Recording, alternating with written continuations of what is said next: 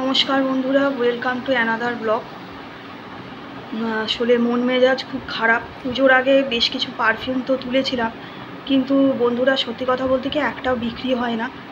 দোকান থেকে প্রায় কিছুই বিক্রি হতে চায় না। আশপাশের অনেকজন আছেন, ফ্ল্যাটে থাকে, আমরা তো ফ্ল্যাটেই দোকান করেছি নিচে। আর দোকানটা না ঠিক মতো ইউজ করতেও পারছি না। আমি জীবনে একটা জিনিস দেখেছি, আমার নামে কোনো জিনিস হলে বা মানে আমার নিজস্ব কোনো জিনিস হলে তার প্রসপারিটি অন্য লোক ভোগে। সারা জীবন দেখছি ভালো জিনিসটা, একটা ভালো জিনিস যে মানুষের একটা ভোগের ব্যাপার থাকে না, যে একটা ভালো জিনিস ইউজ করা নিজের জন্য। অনেক মানুষই আছেন, ভালো শাড়ি, ভালো পোশাক, ভালো গহনা, ভালো খাদ্য, ভালো জায়গায় যাওয়া, দেখবেন অনেকেই আছে খুব ভালো থাকে জীবনে। এটা না একটা লাইফ। সত্যি কথা বলতে আমার জীবনে সেই হিসেবে কোনো লাইফ নেই।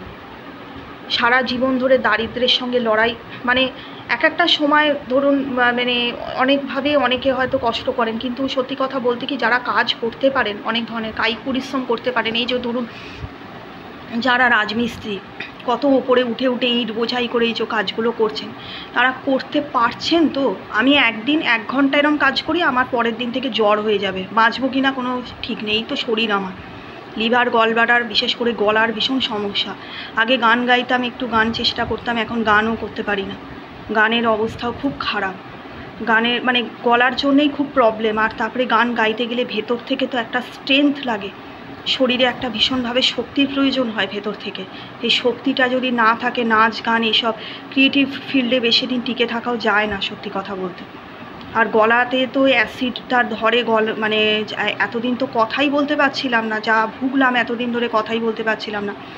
আর একটু যে মানে ফল টল কিনে খাবো বা কোনো মেডিসিনে, তো মেডিসিন তারপরে টেস্ট করতে অনেক টাকা বেরিয়ে গেছে, সেখানে আমার দোকানে বিক্রি হয় না। সেখানে যা কিছু একটু জমানো টমানো থাকে, বা পুজোতে হয়তো প্রসাদ করবো বা কিছু খাবো, সেই টাকাটা মানে টেস্টের পেছনে, ডক্টরস খরচার পেছনে বেরিয়ে যাচ্ছে। মানে এতটা খারাপ অবস্থা, মানে সারাটা জীবন ধরে, আমার সারাটা জীবন ধরে একটা দিনও ভালো জানি। আজকে ধরুন ইউটিউব করছিলাম, বহু মানুষই বলে, আমি দেখি যারা ফার্স্ট পেমেন্ট পান, বাড়ি করছেন, গাড়ি করছেন। আমি দেখুন জীবনে এত তো স্বপ্ন দেখিনি কখনো, কিন্তু অ্যাটলিস্ট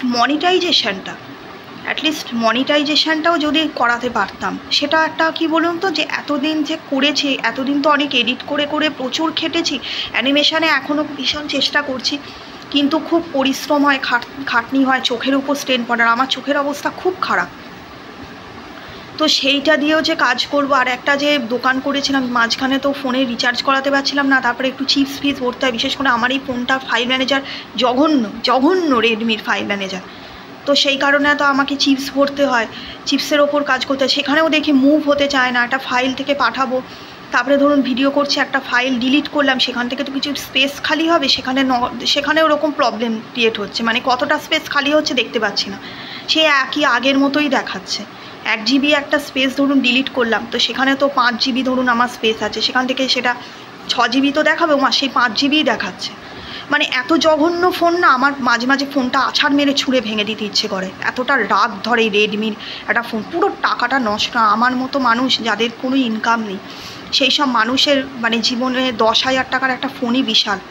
কারণ কোনোভাবে পয়সা আসতে চায় না। আর যাও বা মাসে 1,000 1,500 টাকা আসে, তার মধ্যে গ্যাসের টাকা আর জিনিসপত্রের কী প্রচণ্ড দাম। এর আগের দিন আধখানা আলু ভাতে, আর মানে আলু সেদ্ধ আধখানা দিয়ে, আগে লোকে বলতো গরিবের আলু সেদ্ধ ভাত, এখন সেই আলুর দাম আকাশ ছোঁয়া, তার থেকে বোধহয় মাছ মাংসের দাম কম, এমন অবস্থা হয়েছে। আর সেখানে বন্ধুরা একটা দোকানের জিনিস সেল হয় না। কি করে চলবে বলুন? এতগুলো পারফিউম এনেছি, একটা পারফিউম সেল হয়নি। পুজোর মধ্যে ভাবলাম যে কিছু দুল তুলেছিলাম, কিছু পারফিউম তুলেছিলাম, ভাবলাম যে হয়তো কিছু বিক্রি হবে, না কিচ্ছু বিক্রি হলো না রে বন্ধু, কিচ্ছু বিক্রি হলো না।